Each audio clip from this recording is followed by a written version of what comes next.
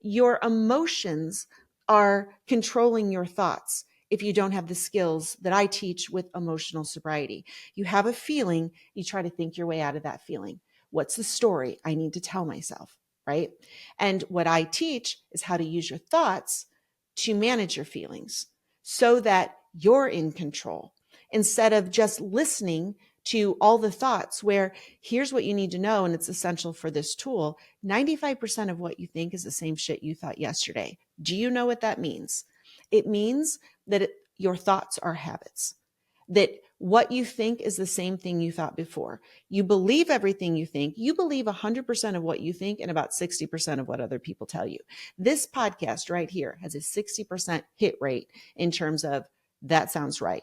But everything that goes through your mind sounds true. And if you printed out a transcript of everything that goes through your mind, you'd realize, oh shit, I am bipolar batshit insane.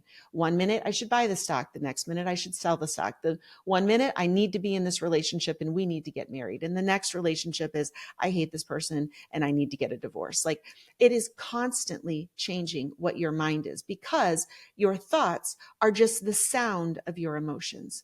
And you have to learn the difference. And that is what I am teaching you here.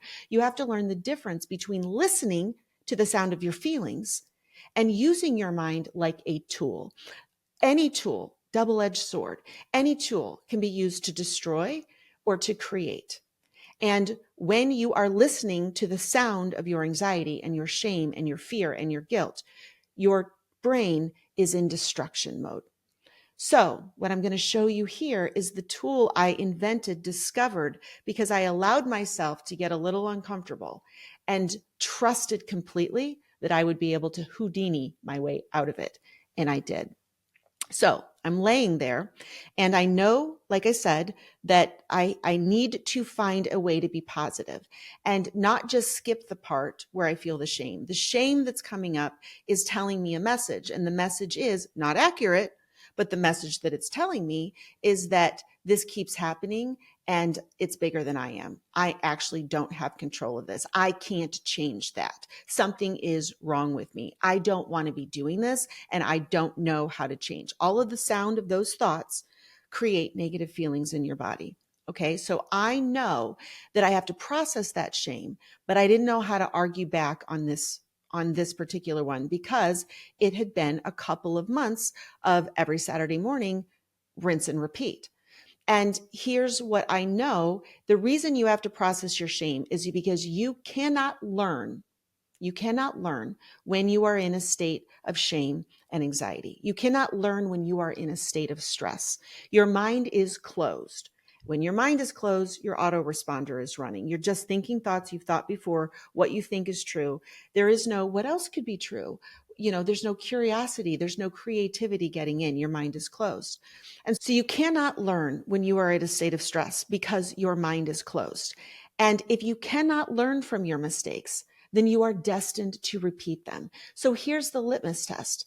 If you are making the same mistake over and over and you are having the same conversation in your head, then this is a thinking problem. You are not asking the right questions. You are not drawing out the correct information that will allow you to act differently in the future. There's no learning going on. The more you repeat a mistake, the more you are learning the wrong thing. So I guess it's not fair to say you're not learning anything. You're learning the wrong thing and you're destined to repeat that mistake. Well, after, a couple of months, I no longer wanted to repeat this mistake because it was starting to bleed into my weeks. Every time I thought about Friday night, I would go into a state of anxiety of I better make plans because I better get out of my house or otherwise I'm going to be sitting on the couch. And I drank 2.5 glasses of wine last week. It's going to be 3 next week. Like it was starting to metastasize into my other thought processes, like a mind virus, where it was affecting my confidence in myself in other areas, including my work. Maybe I'm not who I say I am. Maybe, I'm full of shit and all of my clients, they've paid me to help them. And here I am waking up for the 7th Saturday in a row, having been overserved. So I knew I wasn't learning what I needed to learn to actually cause change. Now, one of the strategies that I teach is that you have to learn how to find the win. You have to give yourself credit for the improvement. If you do not feel a felt sensation of goodwill towards yourself for the improvements you have made, there will be no more improvements. This is the problem with alcohol use disorder and the perfectionistic mindset is you set a goal. I'm going to drink perfectly forever and never make another mistake. I'm going to reduce my drinking by, 97% in one day in a single leap, tall building, single bound. I'm going to make all these changes. I'm going to just willpower my way through starting on Monday or starting on January 1st, all new moves, all new me. And we set these ridiculously unrealistic goals because there's 100% chance that your habits are 95% of your thoughts and behaviors, and that you will fall back into those habits as life has its way with you, exerting pressure, distractions, focus, big bad days, physical illness, hormones, lack of sleep. Okay. There's 100% chance you will fall back into old patterns. And so what I teach with alcohol use disorder is you have to set realistic expectations, and then you have to focus on where the win is, what you are doing right instead of what you are doing wrong.